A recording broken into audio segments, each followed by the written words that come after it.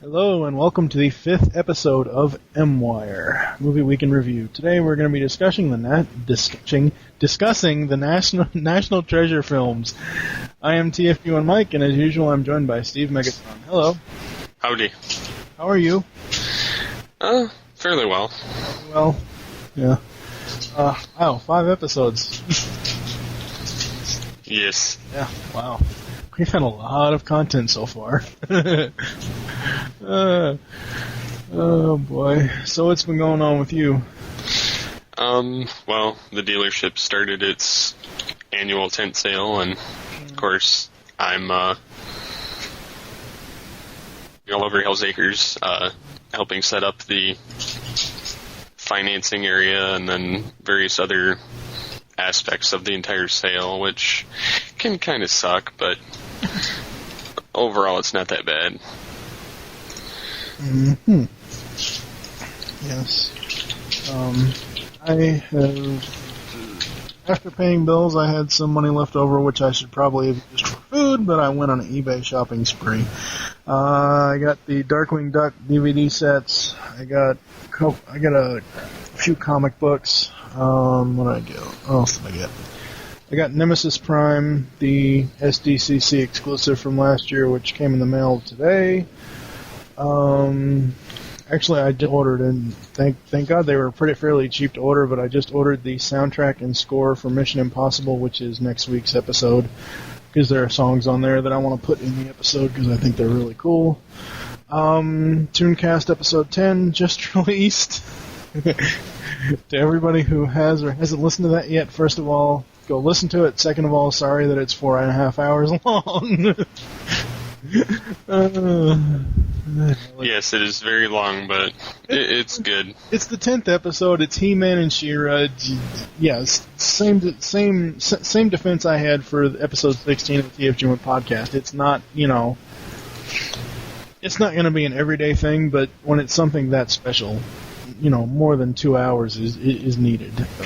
Yes. And like I told you off air a while ago, if I hadn't included those bonus clips from the DVD, it was only going to be 2 hours and 12 minutes of discussion. So I think we're going to get right into our discussion today. So we will be right back with National Treasure. Benjamin Franklin Gates, you are undertaking the duty of the family Gates to find the most spectacular treasure in history.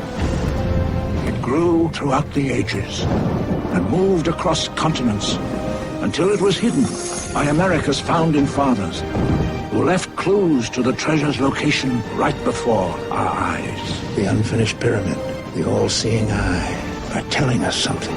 Keeping this treasure safe, Benjamin, is your destiny. You're treasure hunters, aren't you? We're more like treasure protectors. All his life, Benjamin Gates has searched for a treasure no one believed existed. Don't you get it, Ben? The treasure is a myth. Dad, I refuse to believe that. But what he thought was the final clue 108 years of searching and I'm 3 feet away. is only the beginning. The Declaration of Independence. You think there is a treasure map on the back of the Declaration of Independence? The map is invisible. Why would we make this up? Where's your proof? We don't have it. Riley, get down! Did Bigfoot take it? Word about the map is bound to get out. Ian's gonna try to steal it. 90 seconds. The only way to protect the Declaration is to steal it. What? I'm gonna steal the Declaration of Independence. Ben? From producer Jerry Bruckheimer and director John Turteltaub. It is surrounded by guards, and video monitors, and little kids on their 8th grade field trip. You will go to prison, you know that, right? Yeah, probably. Okay, go! Get out of there.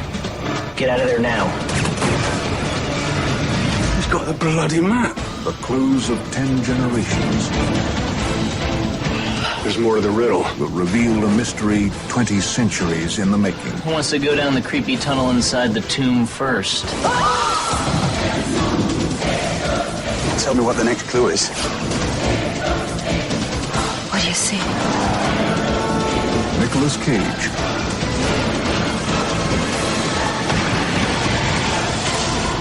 national treasure.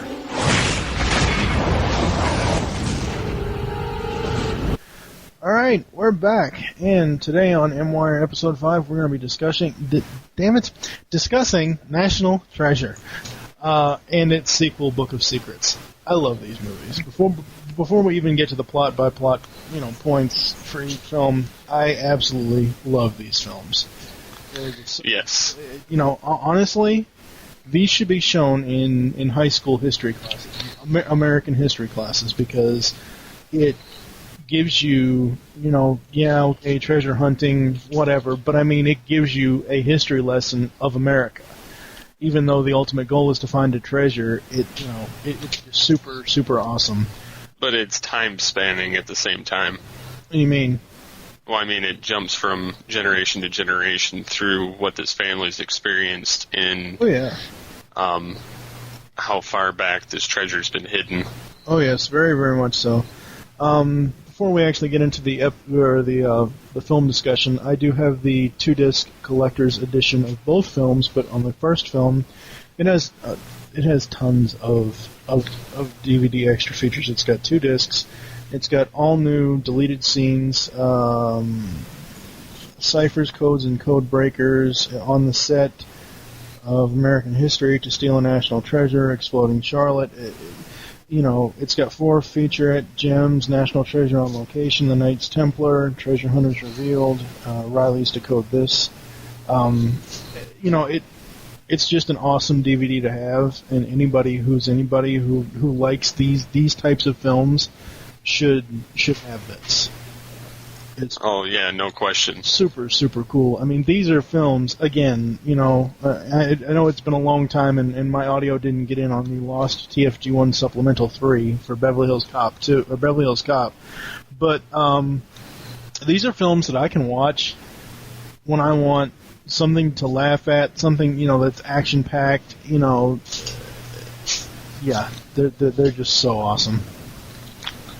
Yeah, it's a really good movie series, and the dynamic that all these characters and how they portray the characters are really good.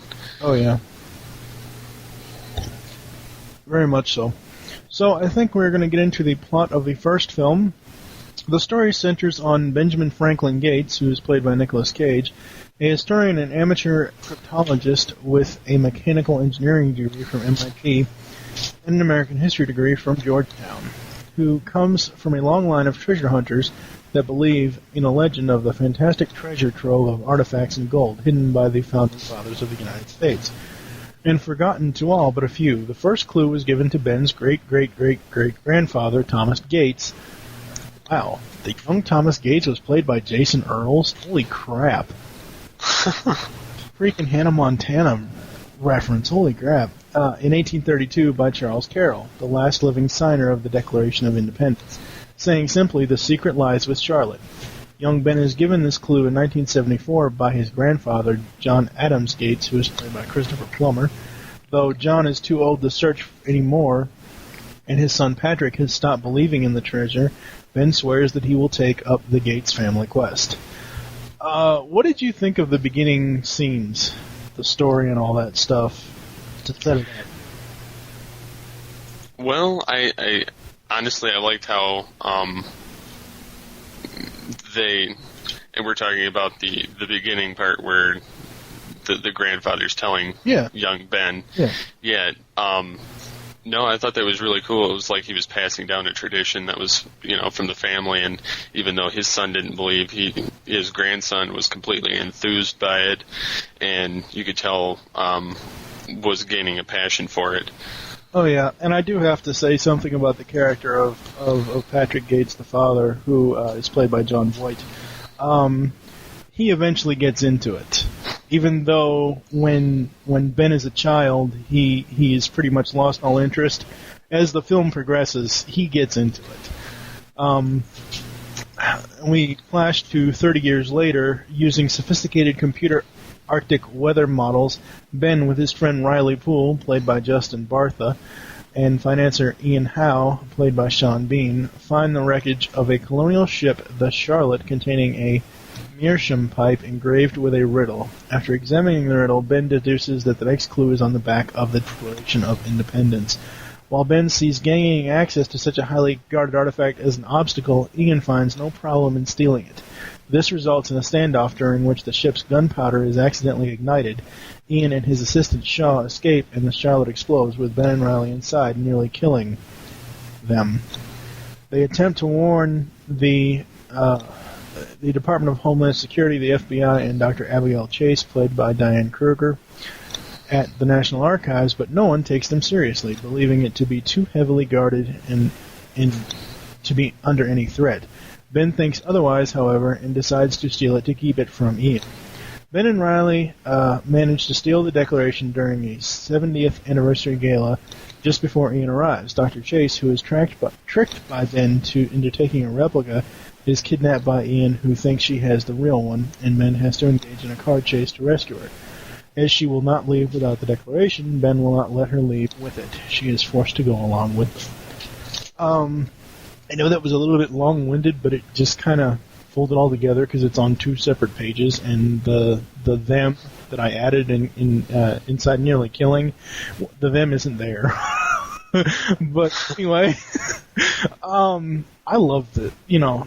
I just can't say enough good things about the movie overall, but this scene here, just setting it up and actually plotting to steal the Declaration of Independence, that was just super cool, especially how they showed how how it's stored when it's not on display, and even when it's on display, all the security measures that they take to ensure its safety. It's just so awesome. What did you think of seeing? Yeah, I think it's funny how he's just like, well, we're just going to steal it. Just out of the blue. And he's like, well, how are we going to protect it? Oh, we're going to just take it. We're going to get in there. We're going to go during this event and kind of nonchalantly break in there, steal it, and then swap it out. And, it's just pure awesome that they would go and do that in the first place. Yep. The thing about that scene that isn't said in the synopsis during that scene, Ben, after he couldn't get the Declaration itself, the actual document, out of its casing, so he took the entire casing, and just as Ian arrived, Ben was walking down the hallway, running backwards down the hallway to get to the elevator, and they shoot at Ben, and it was already mentioned that the glass is bulletproof, so he just holds the document up to not get shot. I thought that was just so funny. It was just so funny. Yeah.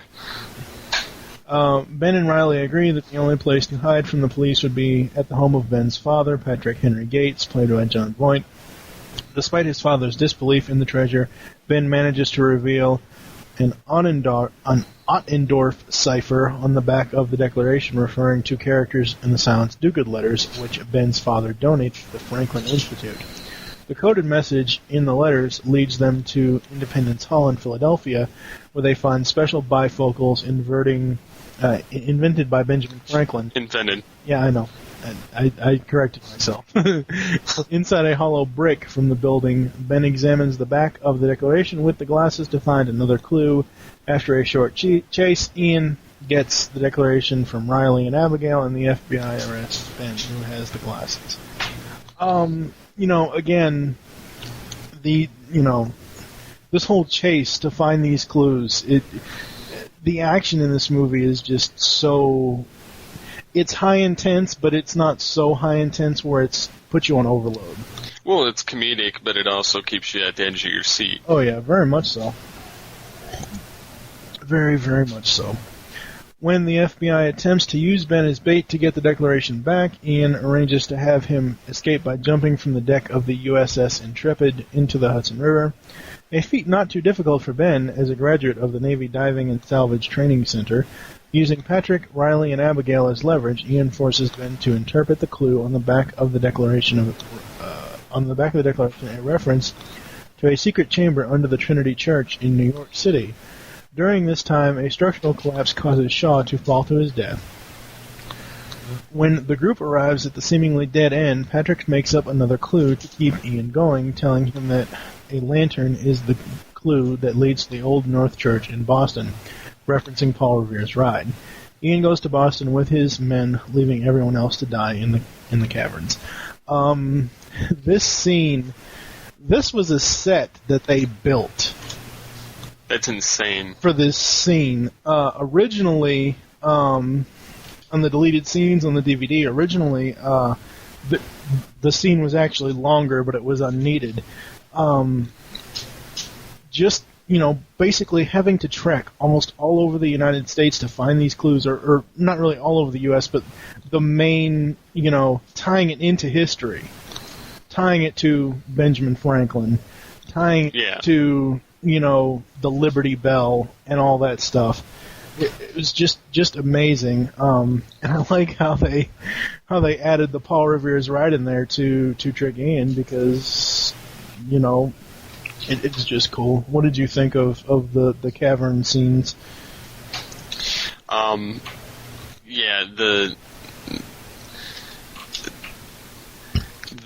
whole aspect of it was pretty cool.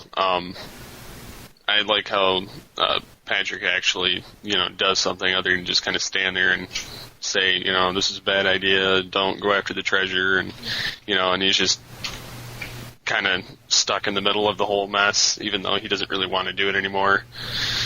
Oh, he gets into it, though. I mean, he really starts getting into it. Well, yeah, he starts getting into it again, but he didn't want to at the very beginning, though. Yeah. So after Ian leaves, Ben reveals that there is another exit that must be through the treasure room. They find a secret passage into another chamber. To their disappointment, they find it empty, and assume that the treasure was already moved. However, they realize a secondary exit must have been created in case of cave-ins. Ben examines the walls of the room to find a hole in the shape of the pipe from the Charlotte. This lock opens a door into the true treasure room, containing artifacts from all periods of history. This scene, when they realize that they have to use the pipe, the pipe bowl and the pipe handle to turn the thing, and then he lights the oil, and the fire troughs come out, and you just see all this treasure. That scene is so awesome. Oh yeah, no doubt. Seeing all that light up, and just seeing the look on on Ben Gates' face and his father's, and they're like, "Yeah, we found it. And then later, as they leave through the second exit and the FBI arrives, Ben discovers that the chief investigator, Special Agent Peter Sadusky, played by Harvey Keitel, is a Freemason. Ben proposes to give the treasure to various museums around the world, with credit being given to the entire Gates family and Riley, with Dr. Chase not being penalized for the theft of the Declaration. However, Sadusky says that someone has to go to prison for the theft of the Declaration. So they fly to Boston, where Ian and his men are breaking the lock to gain entry to the Old North Church. FBI agents emerge from hiding and arrest them under the charges of kidnapping, attempted murder, and trespassing on government property. The U.S. government offers Ben and his friends 10% of the treasure, but Ben only takes 1% and splits it with Riley. With his share, Ben and Abigail buy a mansion once owned by Charles Carroll, and Riley buys a red Ferrari 360 Spider.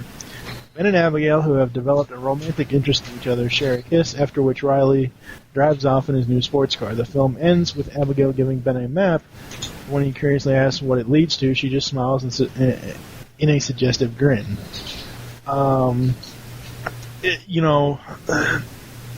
of the funniest things I thought when after they found the treasure and they were going back up, was when they break, because they go down. When they go down into it, when Ian and them are still with them, they go through one crypt. They come back up. They come up through another crypt, and the maintenance guy is like, "Huh?" And Ben just, "Do you have a cell phone I can use?" Which I thought that was really, really, really funny. What did you think of these final plot points there? Well, I like how they, obviously tying into the last part tricked Ian into going all that way just so that they could actually get him arrested, which was awesome. And the scene where Riley buys the Ferrari, which is a constant throughout this, series, yes, through the series. Although we have yet to find out what it's going to play, what funny scene it's going to be in the third one, but the second one. But yeah, it's just the whole thing overall. It was very comedic and serious, and it also tied into a lot of history. So it was a very interesting and exciting movie. Oh yeah, very much so. And I, before we get into any of the other information, really, wanted to play I grabbed the music cue from when Ian gets arrested. I love this music cue, and I know it's going to skip, but it won't in the final edit.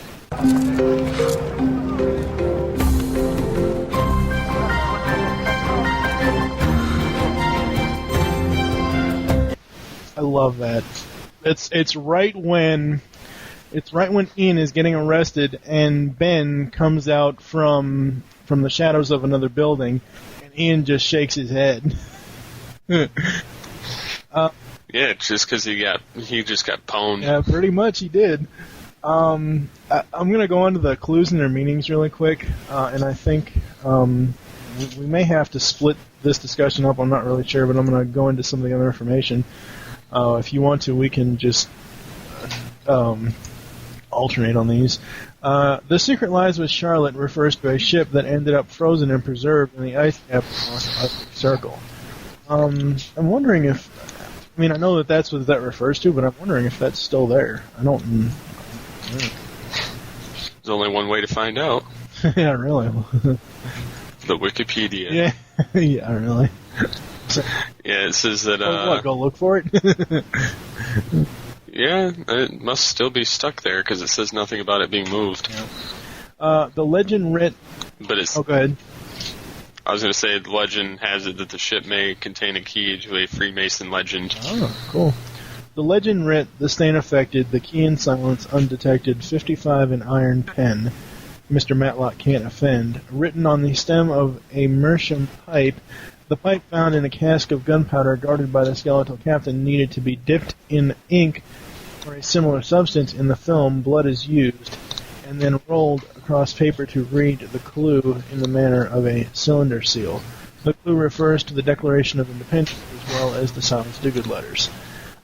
Which we really didn't mention the Silence Dogood letters. They were letters written by Benjamin Franklin who created this woman named Silence Dogood, which I thought that was really cool that, people back then even used pseudonyms. Yep. You want to take the next one? Yeah, give me the one that nobody can pronounce. Ottendorf cipher. Back of Declaration of Independence, the cipher is where the key for the Silence Dogood letters. The cipher was written in a series of numbers separated by dashes. The page number of the text, or the key text, the line of the page, and the letter in that line, disregarding spaces and punctuation. This piece of information is withheld from Ian at the beginning of the movie. Yes, and that also goes back to... It's kind of like more, obviously these movies are based on codes and hidden messages and stuff like that, but it could also be considered Morse code too. The Ottendorf cipher solution, the vision to see the treasure pass comes as a timely shadow crosses in front of the house of Pass and Stowe, refers to Independence Hall in the Liberty Bell. The $100 bill.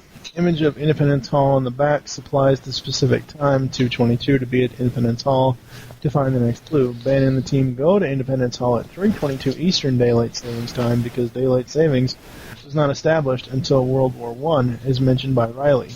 Therefore, in 1776, when the painting was done, it would have been 3:22. And there's also an image with this that shows Independence Hall on there. You can take the next few if you like. The ocular device, found in a hollowed brick carved with the Masonic square and compass, when the shadow from the Independence Hall points to a specific brick in a nearby wall. the device is needed to see the map in its entirety. The "here at the wall" and the Trinity Church symbol found on the map when viewed through the ocular device refers to the Trinity Church in New York City on the intersection of Wall Street and Broadway, which was originally called De Heer Street by the original Dutch settlers. Very, very cool. And again, this all goes back to tying everything into history, and it's just amazing that they were able to do this. And, as we said before with the ship, apparently there is a ship. And, you never know. I mean, somebody could find something. Well, and it had to take a massive amount of historical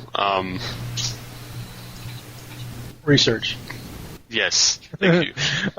Beneath Parkington Lane, found on the map when viewed through the ocular device when the lenses are adjusted, this refers to a master mason entombed in the Trinity Church mausoleum. His tomb concealing the entrance to the underground location where the treasure was hidden, the secret temple of the Masons.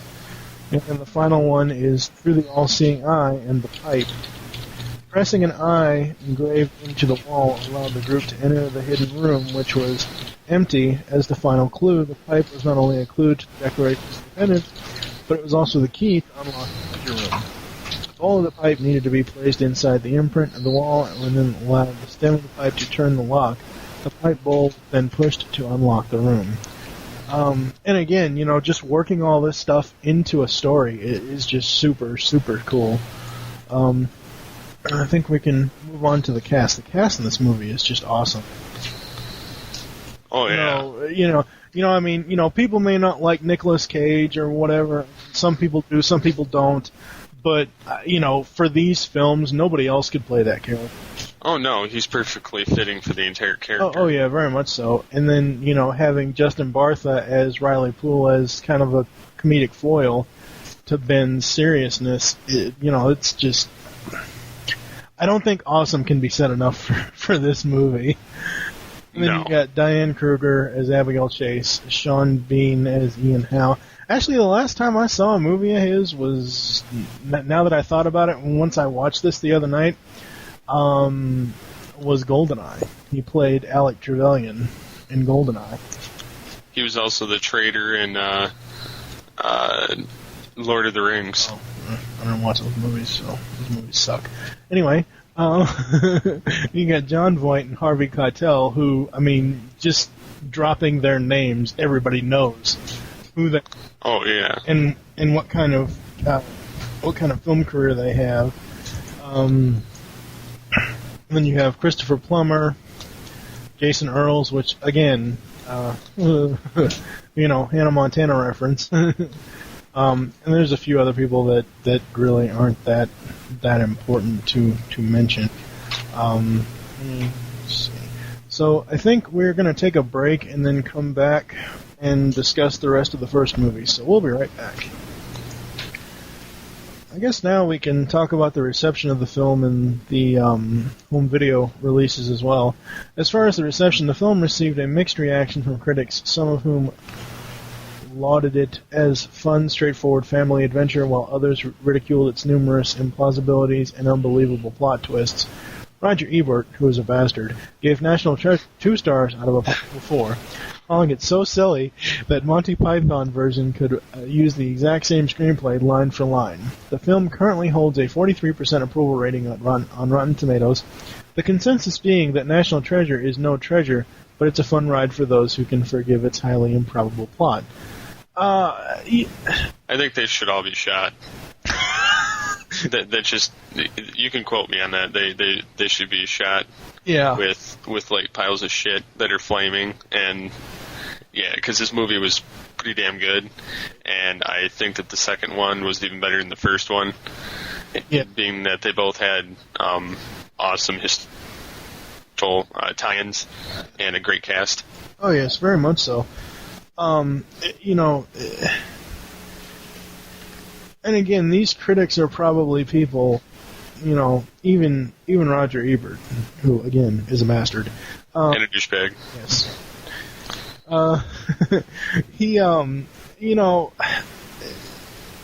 What do these people consider good films? I mean, seriously. I'm sorry. Not everything can be a Slumdog Millionaire or what the hell ever. Or what fuck Slumdog. Yeah, well, whatever the hell they have at the Academy Awards every year, films that we've never even heard of. And I've brought this up before. This year's Oscars, I only knew, out of all the ones that won, I only knew, I think, 2. And that was The Dark Knight, which won for a special effect or music soundtrack, or won for something, and Wall-E, which won for I think it won an animation award. But, I don't know, these fucking people. So the home video releases, as I said before, the collector's edition DVD, a special collector's edition 2-disc DVD set of the movie was released December 18th, 2007. Disney released a Blu-ray disc versions of National Treasure and its sequel, National Treasure 2: Book of Secrets, on May 20th, 2008. And as I said before, both DVDs have tons of special features talking about each film. So yeah, and then there's the soundtrack, which I don't have, but I'll get eventually. Moving on to sequels here. You might have to read this because I'm about to go into a coughing fit here. Alrighty then. Yes. The sequels for this movie, they have one out so far. In National Treasure, the Book of Secrets, which we'll be covering next. Yes. And they also have in the works currently National Treasure 3, which is not subtitled at this point in time. Although the DVD commentary stated that there were no plans for a sequel, the film's box office gross of an unexpected $347.5 million worldwide warranted a second film, which was given the green light in 2005. National Treasure Book of Secrets, on DVD known as National Treasure 2 Book of Secrets, was released December 21st, 2007. The second one, which we will be getting to here shortly, I was actually shocked to even learn that they were doing a second one. I wasn't shocked. Well, I hadn't heard anything. After I saw the first one, it had been 2 years since I saw it initially. I didn't have it on DVD then. And I wasn't shocked in a bad way. I was shocked in a good way. I'm like, oh wow, yeah, oh yeah, I'm definitely going to see that, and I actually went that Friday, 12/21/07, to go see it. As far as the third one, director John Turteltaub said that the filmmaking team will take its time on another National Treasure sequel, but Disney has already registered the domains for National Treasure 3 DVD.com and National Treasure 4 DVD.com. Though the second film ended with the question about page 47, the President's Book of Secrets, Turteltaub responded in a press interview that the idea was not set in stone as the basis for National Treasure 3. In an online press release, director John Turteltaub set a timetable setting 2011 as slated release date, which isn't so far away. No, actually, there's a lot of movies coming out for that year. There's a lot of other films. Yep. Can't name any off the top of my head, but yeah. I think it would be an awesome twist if they tied, we don't know, obviously, and, we're going to be getting into the second film here in a second, but we don't know, obviously, what was on page 47, but just the fact that it's mentioned at the end of the film, I would hope that if the story is going to progress into something else, that they bring that up. At least bring it up for film continuity. Do you have any final thoughts on this first film? Definitely see it. It will also help with the understanding of the second film, but I would definitely recommend watching this movie. Yeah, I would too, but I wouldn't necessarily say you have to see the first one to see the second one. Well, no. It's probably good that you do, but because they set up two different stories, and they go back, and say, oh, well, Thomas Gates was a co-conspirator in the Lincoln assassination. You know, it's two separate stories, two separate treasures, but it still is good to see the first before the second just because of the film continuity as far as the characters and stuff like that. Well, also mentioning, going back to your National Treasure 3 thoughts, I guess Disney has registered... just said that. Well, I mean, domains for not only the third one, but a fourth, possibly. Yeah. And it says that the plot line also could send the Gates family off to Easter Island and beyond in search of Atlantis. Yeah, that's been... Yeah, that's been a question about it, that's been a rumor for it, but I don't know about that. Who knows? Who knows? So, out of 10, I would rate the first film a 10, just because I like it so much. And what would you rate it out of 10? I would rate it... Yeah, I would probably rate it a 10 as well. Alright, we're going to move on to the second one, National Treasure 2, Book of Secrets. A man only has one lifetime, but history can remember you forever.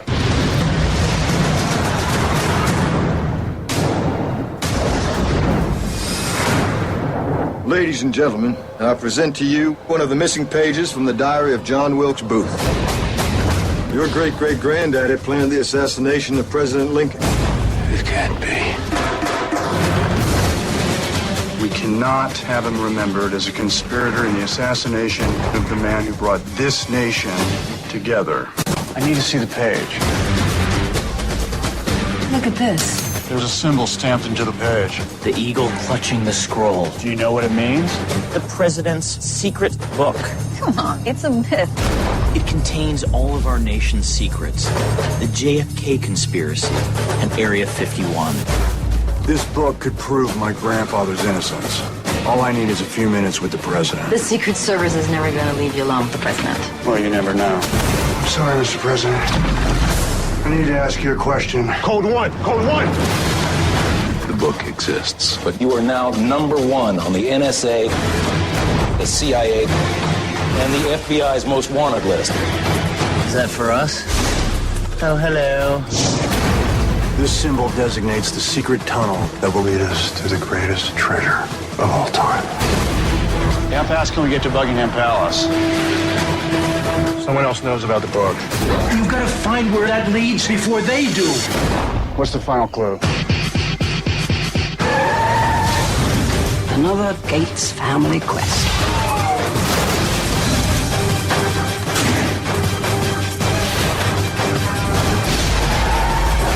Wait, that could be a horrible trap. Sorry, I couldn't resist.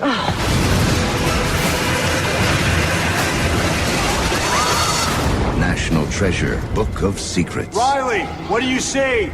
Death and despair. Mostly death, though. I mean, a little despair the last few seconds, but then a hard, sudden death. Alright, up next in the 5th episode, today we're going to be talking about National Treasure 2, Book of Secrets. Let's see, it's a 2007 adventure film. It's a sequel to the 2004 film National Treasure. It was directed by John Turteltaub and produced by Jerry Bruckheimer. We didn't really mention Bruckheimer in the first film discussion, but again, Jerry Bruckheimer is one of those producers, directors, whatever, creators of stuff that is just awesome. Oh, yeah. I mean, he just is. Everything that man touches is almost gold. Yeah, well, he touched Pirates of the Caribbean, and you didn't like that too much, so...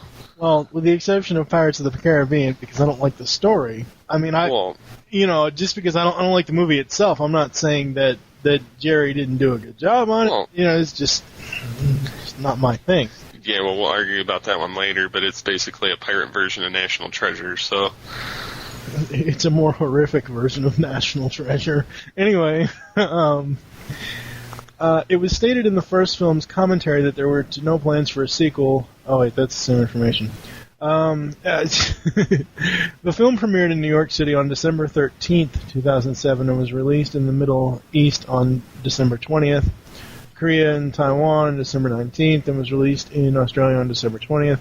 The film opened in the United States, Canada, Japan, Spain, and Italy December 1st. It was released in Germany and the Netherlands on January 24th, 2008, and released in the United Kingdom and Denmark on February 8th, 2008. This movie, this sequel, I was so excited for this when I first saw the trailer. As I said earlier in the episode today, that I was actually shocked to even see that a sequel was going to be coming out. And then once I saw the trailer, I just kept watching it and watching it and watching it and watching it. I'm like, okay, yeah, December 21st can't get here fast enough. I'm just gonna, because I have the 2-disc collector's edition, I'm just gonna run down the special features and get it out of the way. There's audio commentary with John Turtletop and actor Aaron Boyd, deleted scenes, the treasure reel, bloopers and outtakes, secrets of a sequel, the book of secrets on location, street stunts creating the London chase, inside the Library of Congress, underground action, cover story crafting the president's book, evolution of a golden city, and Knights of the Golden Circle. Again, with the first one and this one, you can't, for me, I can't say enough good things about these films. They're just, yeah. What are your initial thoughts? Plot. I like the intro for the movie. And I watched this one more recently than the other one, which was earlier this week, and I watched this one today. But I like the intro to the movie overall. I like how it jumps back to, again, the ancestors, as well as giving the basis for what this film would be about. Overall, I like this entire series, like the entire National Treasure series, because it does get your attention and leaves a little bit of comedy in there for you, but it's one of those movies that you're at the edge of your seat, but not enough to like fall face first into the floor. But it's a really awesome movie series. Oh yes, very, very much so. So, we're going to get into the plot here. 5 days after the end of the Civil War, John Wilkes Booth and Michael O'Laughlin, both members of the Knights of the Golden Circle, KGC for short, enter a tavern and approach Thomas Gates, Ben Gates' great-great-grandfather, a well-known puzzle solver, to decode a message written in Booth's diary. Thomas recognizes the message as using the Playfair cipher and begins to translate it. While he does so, Booth leaves for Ford's Theater to assassinate President Abraham Lincoln. Thomas solves the puzzle, a clue to a treasure map, and realizes the men are still loyal to the Confederate cause and have a sinister motive for finding the treasure. A fight breaks out, and Thomas rips several pages from the diary and throws them into the fire. Thomas is shot, and the gunman attempts to retrieve the pages, but only obtains a page fragment. As Thomas dies, Thomas tells his distraught son, Charles Gates, the debt that all men pay. In these first initial scenes, again, like you said, I thought that it was great how they're going back to the ancestors and showing a different story, but with the same characters as far as the family lineage for the Gates family. It's just awesome seeing the Lincoln assassination. I mean, even though this was staged, for those of us who weren't alive back then. Yeah, obviously. Yeah. What did you think of these initial scenes? Well, I did like how, again, they had them, Thomas Gates translating, and how his son sitting there, just kind of with them, and you could tell that something kind of fishy was going on when they had him decode the message. Yeah. And, it was just kind of nice nod showing at what time and place this story took place. Yep. Yes, very much so. Over 140 years later, Ben Gates, played by Nicolas Cage, is telling his great-great-grandfather's story at a Civilian Heroes Conference. Black market dealer Mitch Wilkinson, played by Ed Harris, who, we didn't really talk too much about Sean Bean in the first film as far as being the villain, but the villains for these films are awesome cast and great characters. Oh, yeah, no doubt. You can't go wrong with Ed Harris as a villain. No. He shows one of the 18 missing pages of John Wilkes Booth's diary with Thomas Gates' name on it, convincing everyone that Thomas was not only a conspirator, but the grand architect of the Lincoln assassination. Ben sets out to prove the innocence of his great-great-grandfather. Using spectral imaging, Ben discovers a cipher pointing to Edward Laboulaye hidden on the back of the diary page. He travels to Paris, where he finds a clue engraved on the torch of the scale model of the Statue of Liberty. I don't know how to pronounce that. Referring to the two Resolute desks. Again,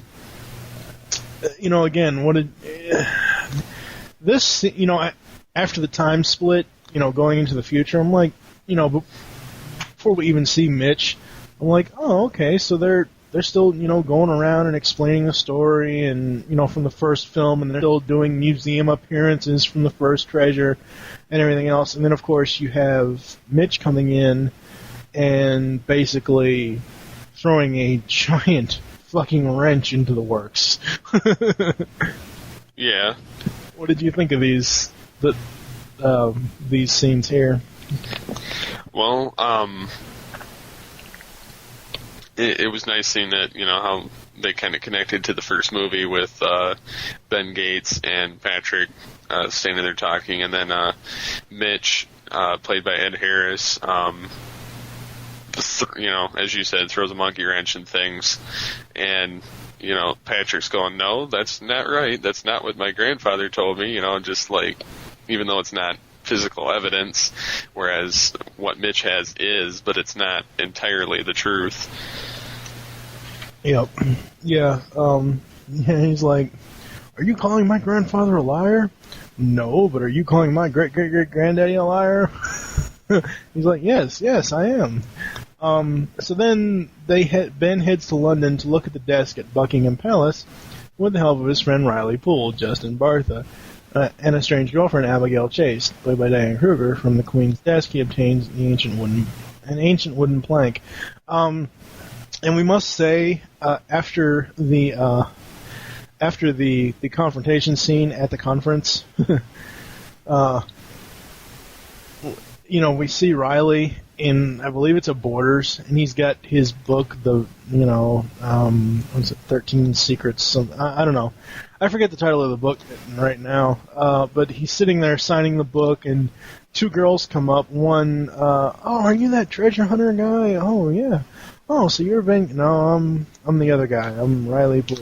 Oh, and she walks away, and the next girl walks up and says, Are you Riley Poole? She says, Are you Ben Gates? Yeah. Is it? Do you have a red Ferrari outside? Yeah, it's being towed. And the next thing you see, Riley running down the street. That's my car. And then you see him walking. Yeah. From there to his house with his giant cardboard make of himself from the book signing and all the books that he didn't sell. And Ben's sitting there saying he needs his help, and Riley goes on and on about how apparently you're supposed to pay taxes on the car, and something about his accountant setting up a false account somewhere, which, it just goes to show you the whole comedic angle of these films, which is really super cool. And I actually have, since we did start talking about Buckingham Palace, I do have the Buckingham Palace scene, and sorry in advance, Steve, but it probably will. Oh, now look what you've done. You brought the little bobbies down on us. You take the missus outside. I'm staying right here. Ben! Good afternoon, sir. Hello. Been drinking, have we? Just a nip. Just pop down to the pub for a pint. Bit of all right. Going to arrest the man for that? going to detain a blighter for enjoying his whiskey? It's all right, that's enough, sir. Beggars and mash. Sir? Bubbles and squeak. What? Smoked eel pie. Sir? Haggis! That's it! Dismount the banister. I've got a lovely bunch of coconuts. Here they are, standing in a row. Small one, big one, some as big as your head! That was brilliant. That scene was so funny with Cage just going on and on and on and on to create a distraction. So meanwhile, Wilkinson has broken into Patrick Gates' house and has cloned Patrick's cell phone in order to track Ben's whereabouts. Wilkinson eventually obtains the wooden plank, but not before Ben manages to photograph the symbols carved into the plank. At Ben's insistence, Patrick reluctantly asks his ex-wife and Ben's mother, Dr. Emily Appleton, played by Helen Mirren, a professor at the University of Maryland, College Park, for help in translating the symbols. She does so, but points out that some of the glyphs are partial, leading Ben to conclude that another plank must be hidden in the other Resolute desk located in the Oval Office. Ben and Abigail coax Abigail's new love interest, Connor, a curator for the White House, into letting them into the office to see the desk. Ben discovers that the second plank is missing, but he does find a stamp bearing the seal of the Book of Secrets.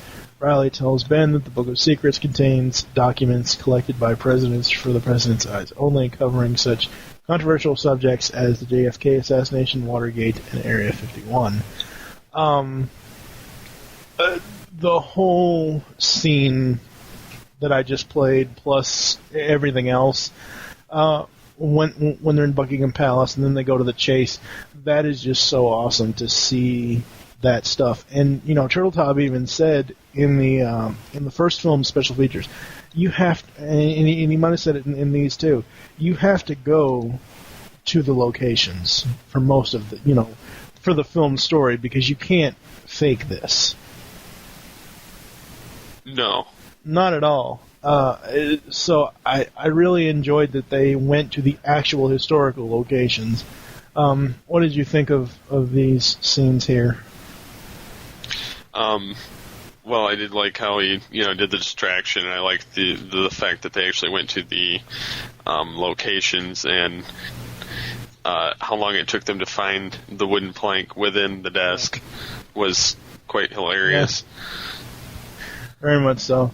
Alright, so up next we have Ben crashes the president's birthday party at Mount Vernon, where he meets the president. Ben convinces the president, Bruce Greenwood, to follow him, president who is played by Bruce Greenwood, to follow him into a secret tunnel under the house where he confronts him about the book.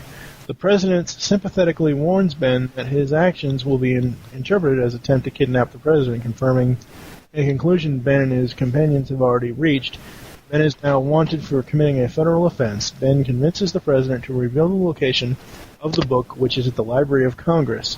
The president also tells Ben to read page 47 along with the information he needs. And again, the whole thing with the president's book, this was an awesome plot line, I thought. Oh, yeah. The fact that, whether there's an actual book in real life, we don't know, but you would assume that as each president as it's passed down as president from you would assume that they pass information to each other. Oh yeah. My only thing about that is, though, what about the ones that have been assassinated? Lincoln and how are you? That's the only plot hole. Well, maybe they just put, "I'm going to see a play tonight." God. But that's the only plot point or the only plot hole that I can see in having the book, because you have so many presidents that were assassinated or killed or whatever, or just died. If it's for presidents' eyes only, how can each of them pass it down when not all of them were still alive? Well, because usually, and not all of them, but some of them that were assassinated at least did their big memorable thing before they died, so they could have recorded it prior to getting assassinated, and then when they're vice president takes over, they just read it. Right, and I understand that, but what I'm saying is they say in the film it's passed down from each president to each new president. So, obviously it's either given to them or a note somewhere says it's in this secret location or blah, blah, blah, blah. So if it's been passed down, how could it possibly have done that when some of them... if this is supposed to be for president's eyes only, you can't just leave a Post-it note on your desk saying, my book is here, you need to go find it so you can make it your book. Do you see what I'm saying? That's what... Oh, yeah. Well, yeah, they wouldn't want just some random person to be like, oh, the president's diary. Yeah, exactly. So that's what I'm asking. How is that possible? Nuclear missile codes? Oh, okay. Excuse me. It's a good thing Bush was too busy choking on crackers instead of reading that book. So, in the book, Ben finds a picture of the missing plank from the desk, an entry by President Coolidge, who found the plank in 1924, had it destroyed, and commissioned Gutzon Burlagum, to carve the Mount Rushmore, to erase the map's landmarks in order to protect the treasure. Ben, Riley, Abigail, and Patrick head to Mount Rushmore, where they meet Mitch, who has kidnapped Ben's mother. Mitch helps them find the entrance of the cave containing the legendary Native American city of gold, Cibola. Once inside, they encounter several traps, and everyone gets separated. Eventually, they find the city of solid gold behind Mount Rushmore. However, in order to leave the city of gold, one person has to stay behind to hold open the escape path. Mitch sacrifices himself, asking Ben to give him the credit for finding the treasure. Excuse me again. The great thing about these scenes is, again, the history that both films show, all the historical landmarks. Going to Mount Rushmore and finding a hidden city of gold, that's just awesome. Yeah, I like how they touched on some of the big landmarks that have been major parts of this country and of the world in general. Yeah. It was just great seeing how they would, tied it all together and made it all one big continuing treasure map. Oh yeah, very, very much. Excuse me, very much so. And then I have the clip where Ben sticks his hand in the little where he goes to surrender his hand here.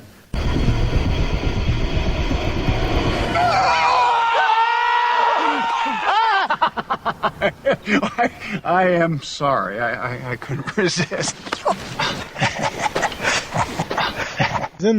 Which is in the trailer, and that scene is just so funny. That just shows you how comedic Nicolas Cage can be, and how comedic the character every now and then of Ben can be as well. Well, I mean, they wrote it in there and they gave him the opportunity to actually be funny. Usually he plays a serious role.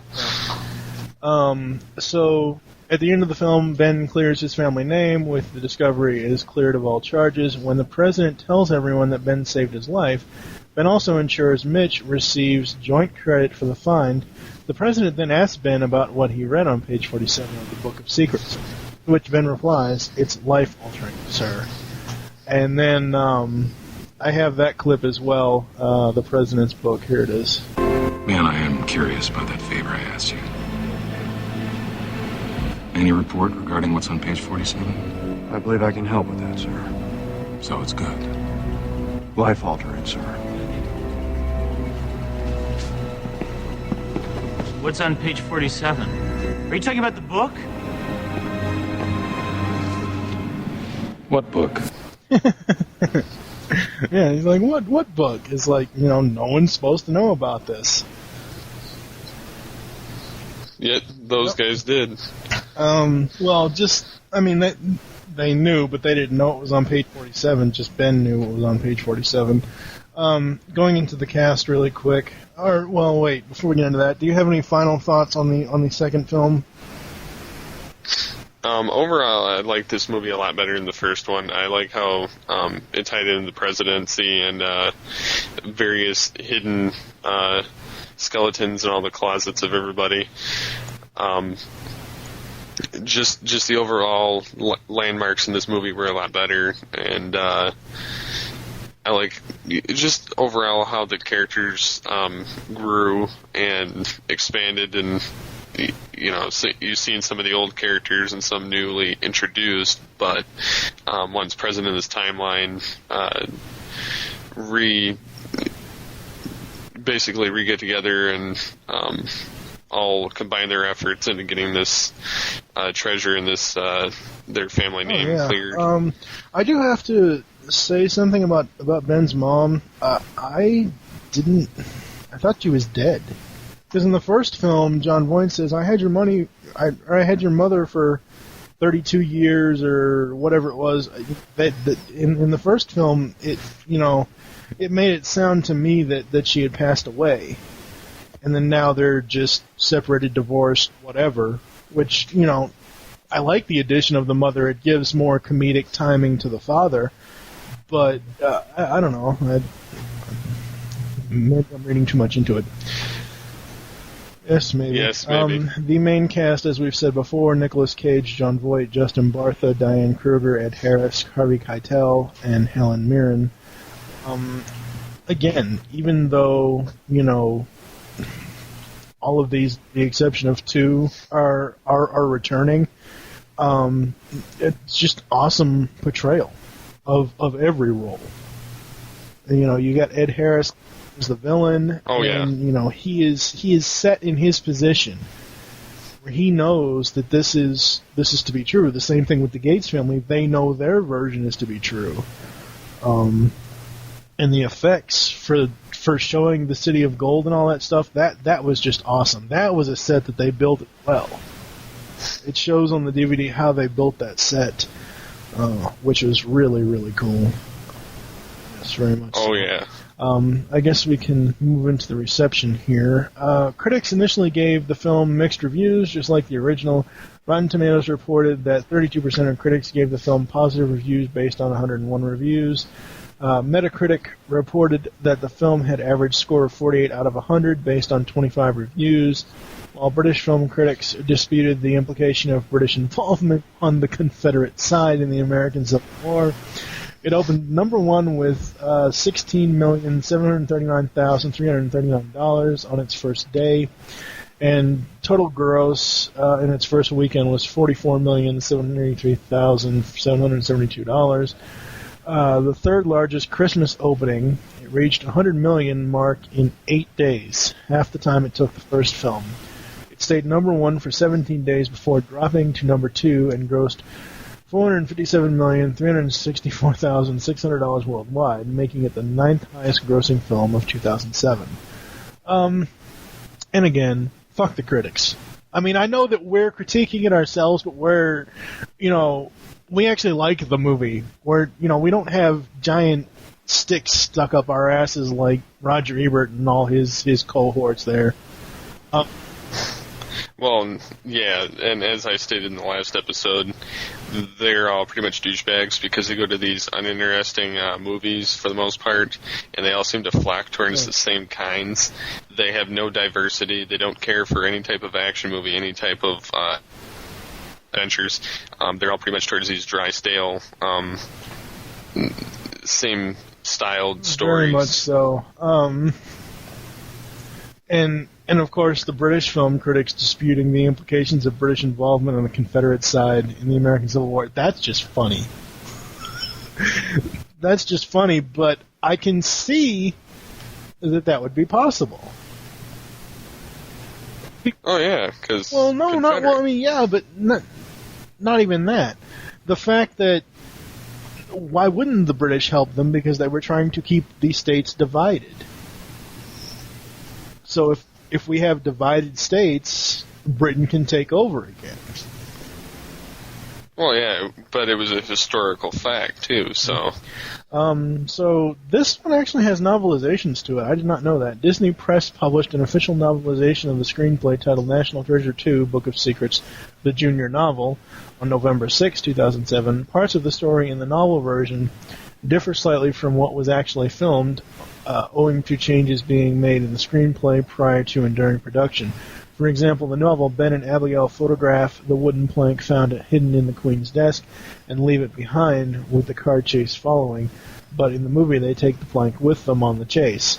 Also published on the same day as the official novelization was a companion youth novel, Changing Tides, a Gates Family Mystery by Catherine Hapka. Its story is set in England in the year 1612 and is the first in a series of planned historical novels about the Gates family. The epilogue from Changing Tides is included at the back of the National Treasure book. The second youth novel by Hapka, Midnight Ride, a Gates Family Mystery, was published on March 8, 2008. I did not get into these. I haven't actually been into movie novelizations for a number of years. It's not that I don't like them. I just haven't, number one, had the money, and number two, it's been a while since I've actually been to a bookstore, since I do all my shopping online for the most part. Well, see, this is what I do, because I normally go to Walmart every now and again, and I found that that's the cheapest way for me to get a hold of these novelizations, being that if I go to, like, my local Borders or bookstore, it's going to cost me, I believe the sticker, or the barcode on the back of them now is as high as $7.99, which is ridiculous, because when I started buying books, they were $4.99. So I go to Walmart and buy them now, and it's $5 before tax, and so I see that as a much cheaper cost to me, and I only get it for specific movies. For instance, as everyone knows, I've been a pretty big, I've been pretty much a hater towards the entire new movie until I read that book, and then it changed me on my opinion of it. But I mean, I get a lot of novelizations, but it has to be a movie that I'm going to go out and buy anyhow, or I like the franchise of or knew of before. I think that was my main thing with novelizations back when I read them a lot. I would get them because the movie was out, or I saw the movie, or I read the book, then saw the movie, whatever. I used to actually collect them. I don't have any more of them now, but I used to, I had the Turtles novelization for I think 2 of the 3 films. I had so many of them. I don't have them anymore. As far as the DVD release, National Treasure Book of Secrets was released on DVD, UMD, and Blu-ray disc on May 20th, 2008, June 2nd, 2008 in the UK. The film has been retitled National Treasure 2 Book of Secrets for all 3 releases. The film's official website has also been changed accordingly. As I said in the beginning of the discussion, for this film and for the first film, it's just awesome seeing how these films are made. Even with going to the actual locations, I'm probably, before we do the closing, I'm probably going to include the special features of the cover story, Crafting the President's Book, because I thought that was an awesome plot point. Even though I found a plot hole in it, that's just an awesome plot point for this movie. Well, yeah, I love that mysterious book is being included in there as well. Do you have any overall final thoughts on both of the films, the whole series altogether? The entire dynamic and the adventure of the whole series is a fun and light series. It's something that, if you're a history nut, even though some of this is fabricated that we know of, being that we don't know if any of this is actually in existence, it's still a fun movie overall. If you're a big history nut, check it out. If you like, just the overall dynamic of the characters and the plotline is fun and interesting along the entire movie. I don't find myself looking at the clock when I watch these. Very much so. And I do have to say about the first movie, I wanted that satchel he had, that tube I wanted that. That was so freaking cool. I so wanted that thing. Overall, these films are, as we've said, just super awesome. Everyone should at least watch them once. Give them a chance. If it's not your thing, cool. If it is, great. But if you're looking for a good, family-friendly type of adventure film that, like Steve said, puts you on the edge of your seat but doesn't kick your ass out of your seat, go watch these. These are just awesome. So, up next, you're going to hear some special features, and then we are going to go into the closing. We'll be right back. We pretty much make our living on crazy. He's got a point. Thank you for joining us here on Movie Week in Review. There are several ways to get in contact with us or leave feedback for the show. The first is you can visit the www.geekcastradio.com and find all the other GCRN podcasts there. You can also comment through Facebook and through the website on the episodes. The second is you can stop by PrediconEmpire.com/CafeSpark and get all your GCRN Transformers discussion topics there. The third is you can leave the show feedback on iTunes. Please do this. We need reviews, people. Even if it's, these guys are too analytical or whatever, just give us reviews. It would really help the show. Yes. Yes. The fourth is you can visit the earth-2.net forums and find our threads for the shows in the self-promotion section. And the fifth is the email address, which is gcrnmwire@gmail.com. You can also check out our friends at This Week in Geek. They'll be talking about Jurassic Park on their live episode. We're not exactly sure when that will be airing. I know that they were going to record it tonight when we're recording M-Wire Episode 5. And I believe Mike Dodd also told me that they were going to be doing new Twig DVD reviews and Geek Gamers. I'm not sure when those are going to air. Mike did not give me any more details on that. You can also follow us on Twitter. The show name there is GCRN-MWire. Mine is TFG1Mike, and yours is what? SCP-21.